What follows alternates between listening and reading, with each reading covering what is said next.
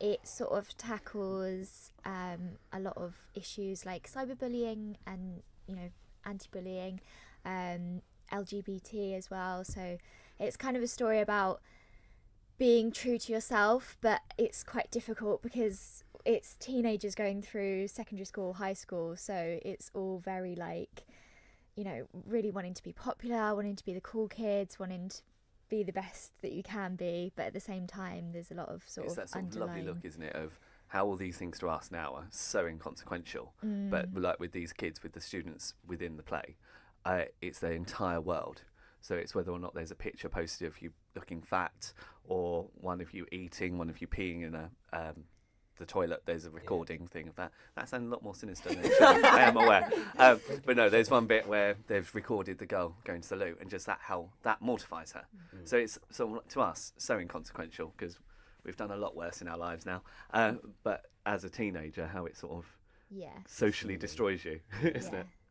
And your character deals a lot with the race issue, doesn't it? Yes, because the billionaire Viper, he is sort of, I mean, that's what the Billy the Viper, that's what he attacks my character on. He'll nitpick at things of people and sort of make digs at certain insecurities he knows they possess and stuff like that. And with him, he's racist towards my character. You don't see it in the show, but it's sort of within the back plot as to why my character despises him.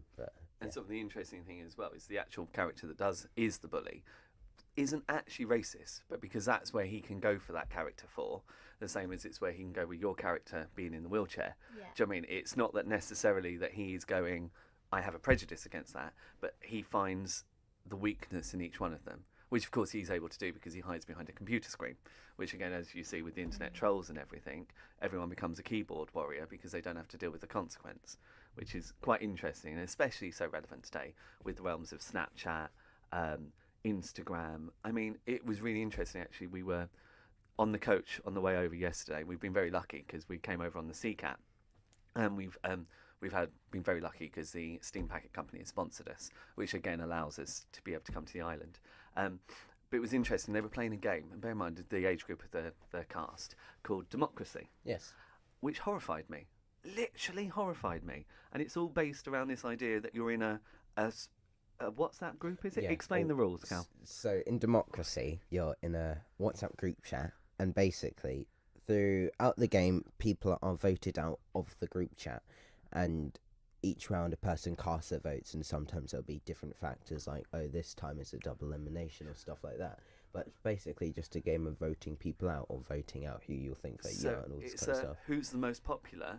Essentially. It's hideous. Yeah, that's kind of like a digital battle royale, isn't it? Yeah, exactly. Yeah. Exactly quite that. dark. I'd never heard of it before, and they were explaining the rules to me in the coach, and I was horrified. All it made me go is, thank God I'm not a child anymore, because I'd have been the first out. I'd been crying up the back. But it was that entire thing where it's a game, and you think it's a game, but in actual fact, already 14 of you have gone, oh, we want her out first, and it's things like, who do you trust the most was one of the questions, yes. I think. Yeah. Or who do you want to, what was the one? Oh, then someone gets put up for elimination, and then you have to text whether or not you want to say kill or save.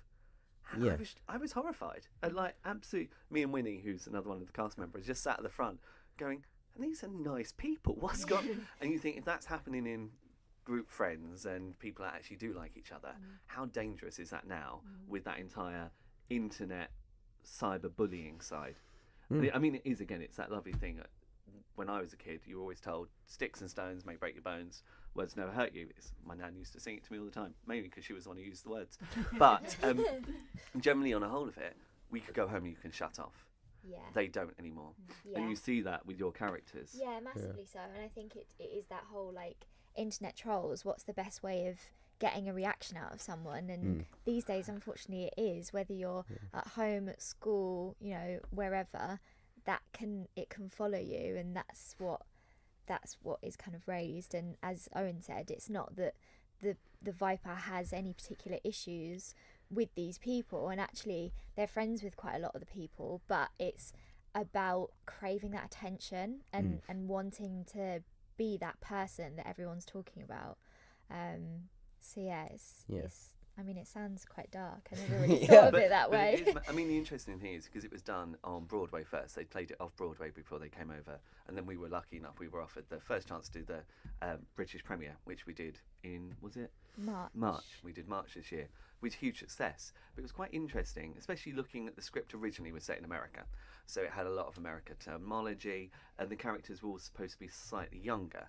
And again, me and the director, Gemma Eves, who's done a brilliant job on it, we were looking at it going, well, why are 13-year-olds talking like this? Yeah. And then we realised that in actual fact in America, that all starts a lot younger. There is almost, within sort of like the UK, and that there is still a sort of golden age before it all starts to go slightly wrong. But America, the fact they're supposed to be 12, 13, talking about cyber, it was actually quite sad and scary. It is sad, like